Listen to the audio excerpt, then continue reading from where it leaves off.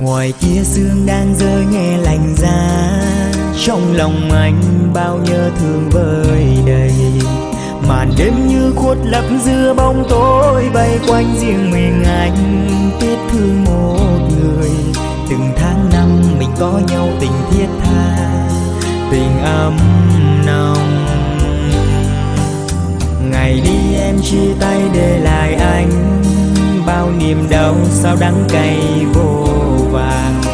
Ngày xưa em khẽ nói sẽ mãi mãi yêu anh, để giờ đây bước đi hững hờ. Giờ mới hay mình mất nhau mình mãi xa, nghe sao lòng xót xa.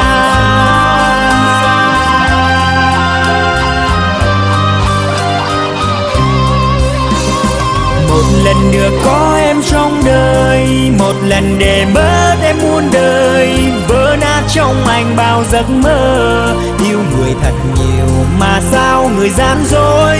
Em mang trái tim anh về đâu, ngồi buồn lại nhớ bao kỷ niệm. Từng giọt sầu rớt trên môi mềm, ký ức bên em không thể quên. Mong một ngày nào bình minh về nắng ấm, xóa hết bao ngày ta cách xa.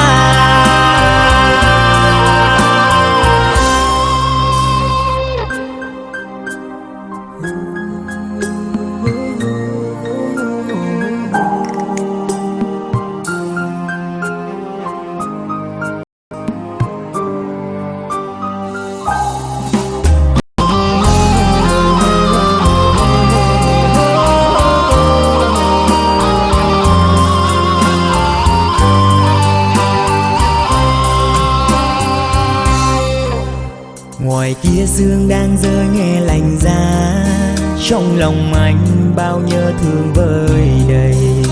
Màn đêm như khuất lấp giữa bóng tối, bay quanh riêng mình anh tiếc thương một người. Từng tháng năm mình có nhau tình thiết tha, tình ấm nồng. Ngày đi em chia tay để lại anh bao niềm đau sao đắng cay vô vàng. Ngày xưa em khẽ nói sẽ mãi mãi yêu anh, để giờ đây bước đi hững hờ. Giờ mới hay mình mất nhau mình mãi xa, nghe sao lòng xót xa.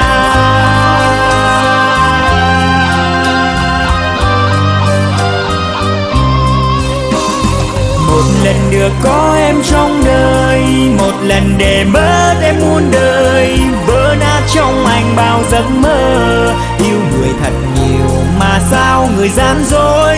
Em mang trái tim anh về đâu, ngồi buồn lại nhớ bao kỷ niệm. Từng giọt sầu rớt trên môi mềm, ký ức bên em không thể quên. Mong một ngày nào bình minh về nắng ấm, xóa hết bao ngày ta cách xa.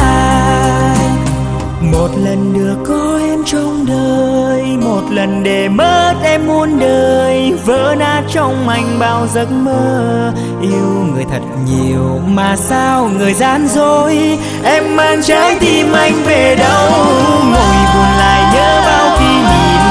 Từng giọt sầu rớt trên môi mềm, ký ức bên em không thể quên. Mong một ngày nào bình minh về nắng ấm, xóa hết bao ngày ta